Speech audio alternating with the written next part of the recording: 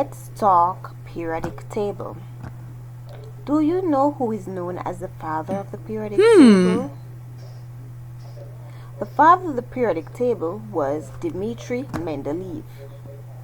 He was born in Russia's Siberia in 1834, the youngest of a dozen children. His family faced many crises and was left in poverty. His mother was determined to get him an education, so she traveled with him to St. Petersburg. After he enrolled in school, his mother died of tuberculosis, a disease which also killed his father and a sibling. He studied at the Technical Institute University in St. Petersburg and graduated in 1855. After researching in Germany, Europe, he returned to Russia in 1861 and taught at the Technical Institute. Only 27 years old, he cultivated the persona of an eccentric with flowing beard and long wild hair.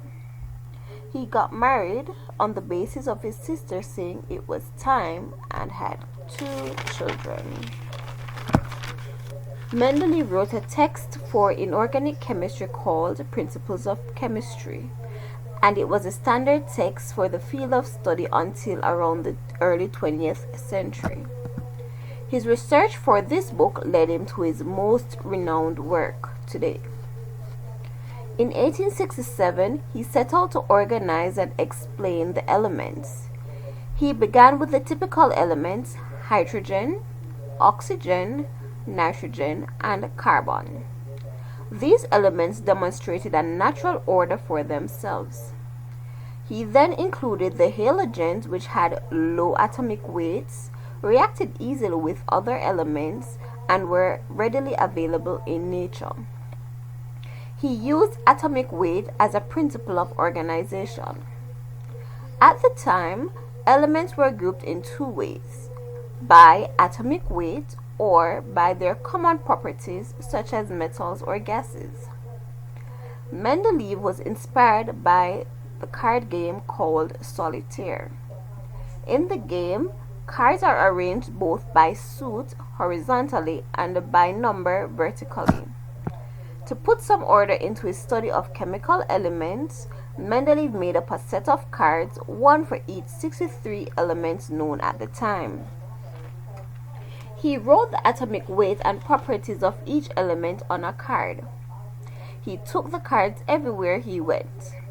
He then boarded a train one day for 3 days and nights, where he started organizing the elements.